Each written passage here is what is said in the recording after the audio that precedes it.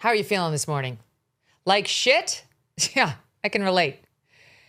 Last night was a total and complete disaster. I realized these were blue states. I don't care. The margins are so large, and Republicans lost across the board, everywhere, in every race. There's really no good news. Literally, the only good news is how radical the Democrats are and how Mamdani will now be the poster child for every Republican to use against his opponent. I mean, they'll all have to explain where they stand on Mamdani as he wrecks New York. But the Republican Party needs to get its shit together, ASAP.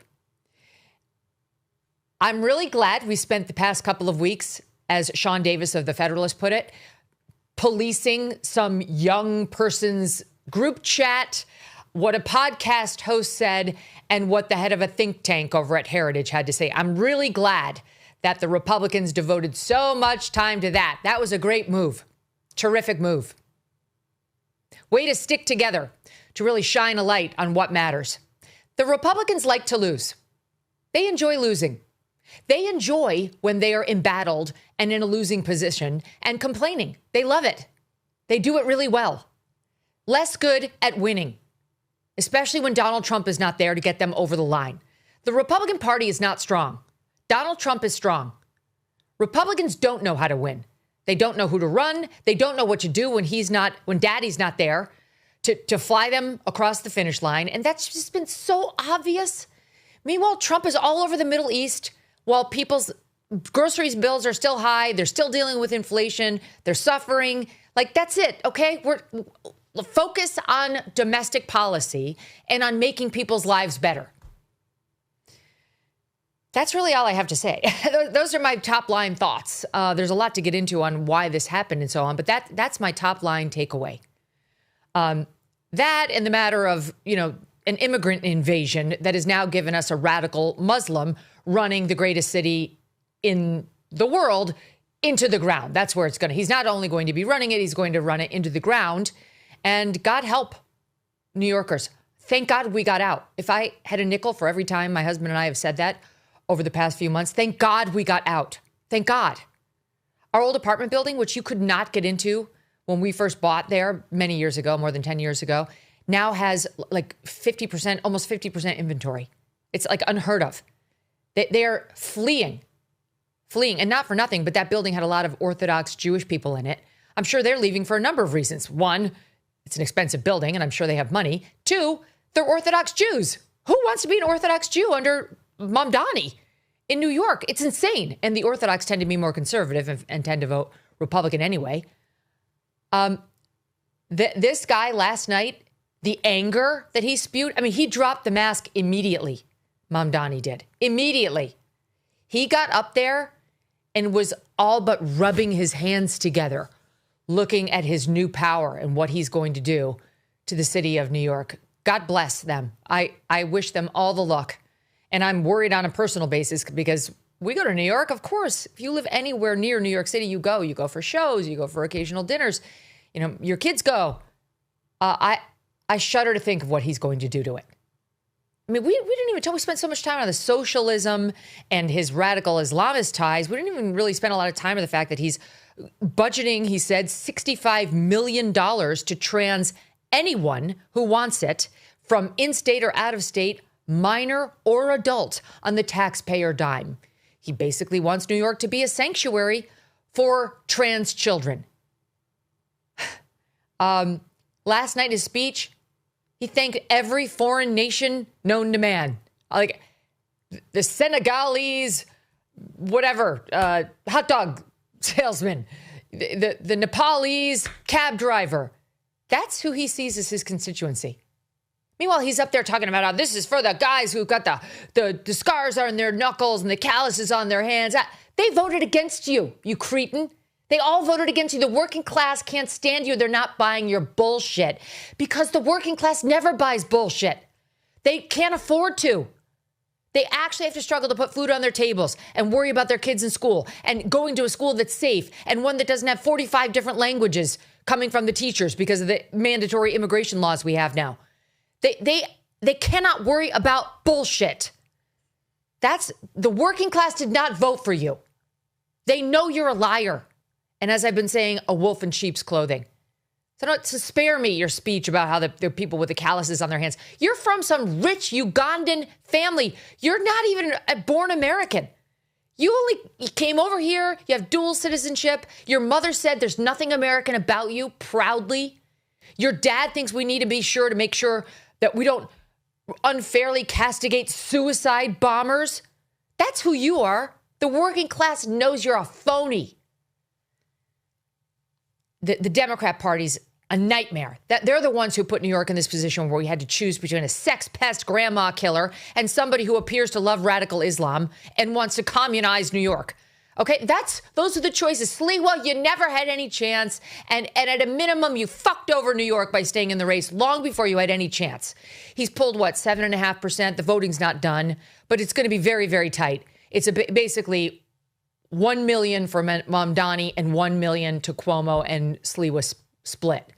But Sliwa got 7% of the overall vote.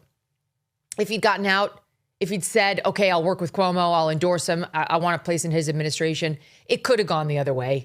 But he didn't. He didn't. And look, I understand he had no obligation to get out. He's a Republican on the ticket. But he had no chance, and everyone knew that. Everyone knew that, including Curtis. He didn't care about effing over his city. And his name is Mud there, man. Good luck to him. He used to be greeted like a hero. You see him on the subway, guardian angels, they're there to protect you. Like a hero. No more. No more. Except with the Mamdani crew, who I don't think is exactly his constituency. I guess I do have more to say, and I'll say it over the next couple of hours, but I want to get through this intro and then to our first guest. In Virginia, it was a fucking nightmare, too. All right, that's 3 F-bombs in the first 7 minutes. My apologies. Nightmare. Democrat Abigail Spanberger won. That was no surprise. Winsome Earl Sears was losing. She came on here, spewed a bunch of bullshit about her internal polls. Bull. She got crushed by about 15 points. It wasn't even close. And amazingly, as predicted by MK Media's own Mark Halperin, Spanberger's victory was so large, she easily got that absolute vile attorney general candidate, Jay Jones, over the hump. He won. Those texts came out about him wanting to kill Republicans for being Republicans and their children so that Republicans would have to suffer. A position on which he doubled and then tripled down in writing and by voice via a telephone call to a Republican, to somebody he knew would not share his views, who kept hanging up on him and trying to end the conversation. He kept doing, he means it. And the Virginia voters said, we're good. Yeah, he's fine by us. Sure. He defeated Jason Miyares, the Republican, by 6 points. I wouldn't stay in Virginia. I would not stay there. I've lived in Virginia. I would not stay there if I had children in Virginia, knowing that the top law enforcement official is fine if my children die because their mother is a Republican. That's how he actually feels. It wasn't a passing comment, a fly-by-night thought. He tripled down in writing and by telephone call to a Republican to make sure she understood. And the Virginia voters don't give a shit. They want to see us dead. They're represented by those absolute monsters out there celebrating Charlie Kirk's death. That they are with them. They may not actually don the T-shirt with the freedom and the fake blood. They may not be like Lucy Martinez in Chicago, actually doing the gun in her neck, celebratory, in front of the cameras. But they're on the same page. How else would they elect as their top law enforcement officer a guy who wants Republicans and their children dead? Maybe they said he didn't mean it. Based on what? Based on what? The fact that when he got caught, it became a national controversy. He came out and said, oh, I'm sorry. Bull. You pretended to believe the apology because you vote blue and you don't really care what happens to the other side of the aisle. Some portion of Virginians did reject him. His margin of victory, Jay Jones's over Miyares, was not as big. It was, she won by 15 at the top of the ticket. Spanberger, he won by 6. So there were some people of principle, some Democrats of principle in Virginia. To you, I tip my hat. Thank you for reminding us there is decency still in America. And to the rest of you, I don't understand you and I can't relate to you and I have no desire to win you over. You're not winnable. I only have a desire to defeat you. That's it. And we have to figure out how to do that. Republicans, get off your fucking couches. All right, that's 4 in 10 minutes. I'm sorry. But get your fat ass off of the couches and get out there. Work on candidate quality. I'm sorry, but Winston Sears was never going to be able to do it. She hated Trump. She blew it. She campaigned against Trump. She was very anti-Trump.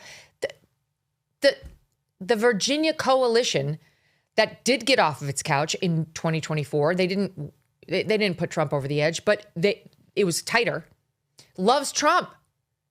Republicans can't win without Big Daddy. Well, guess what? Then you're going to lose forever because he can't run again. Down in New Jersey, another blowout in favor of the Democrats. Mikey Sherrill defeating Republican Jack Ciattarelli by a ton, 13 points. 13. Polls had showed the race within the margin of error in the final days. Once again, the polls were wrong, way wrong. Polymarket is the only thing you can trust. And then there's New York City, which I got to already. I'm going to show you a little bit of Mamdani's victory speech. Okay, like this guy, he is so radical. And we heard Kevin O'Leary say, well, he's going to be forced to moderate. Does he sound moderate? Because he does not seem to be headed down the path of moderation based on what we saw last night. In fact, he went directly like that from the super smiley, like social media guy who used to be a rapper and he's just going to be a mayor for everybody. And like, we can worry about the affordability to like the guy who loves the radical Islamist imam. That's who he sounded like last night. Listen. As has so often occurred, the billionaire class has sought to convince those making $30 an hour that their enemies are those earning $20 an hour. They can play by the same rules as the rest of us. New York will remain a city of immigrants, a city built by immigrants, powered by immigrants. And as of tonight, led by an immigrant. So hear me, President Trump, when I say this. To get to any of us, you will have to get through all of us. After all, the conventional wisdom would tell you that I am far from the perfect candidate. I am Muslim.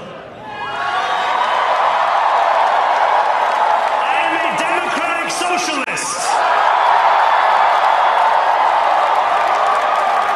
And most damning of all, I refuse to apologize for any of this.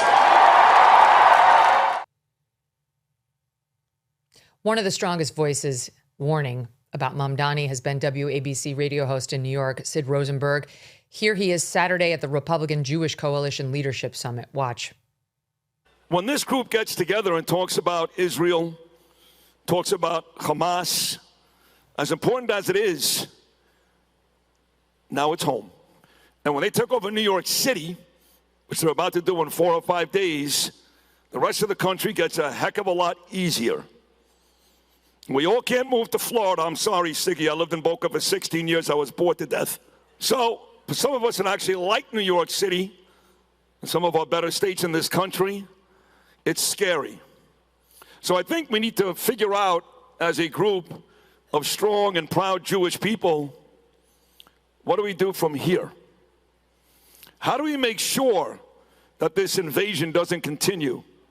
And how do we make sure that my 16-year-old son, Gabriel, and 21-year-old daughter, Ava, can take the 6th train in New York City and wear their Star of David and not worry about getting home safely? And that's the least of our problems. The Jews have a whole separate problem with this guy. New Yorkers in general have a massive one. What does he believe? Who are his friends and why? And what is his plan for the greatest city in the world? Did you know gold is up around 40% this year? That's not speculation, it's reality. And if a portion of your savings is not diversified into gold, you're missing the boat. Here are the facts.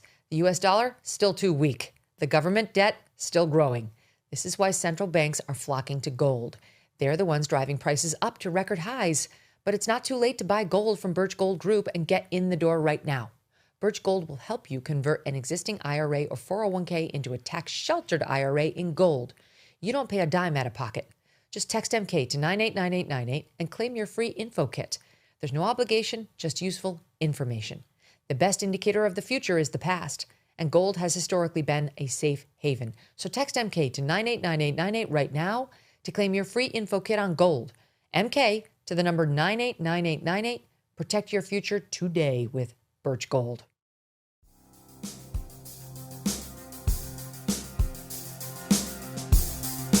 Thanks so much for watching. If you like what you just saw, hit the subscribe button for more clips and full episodes.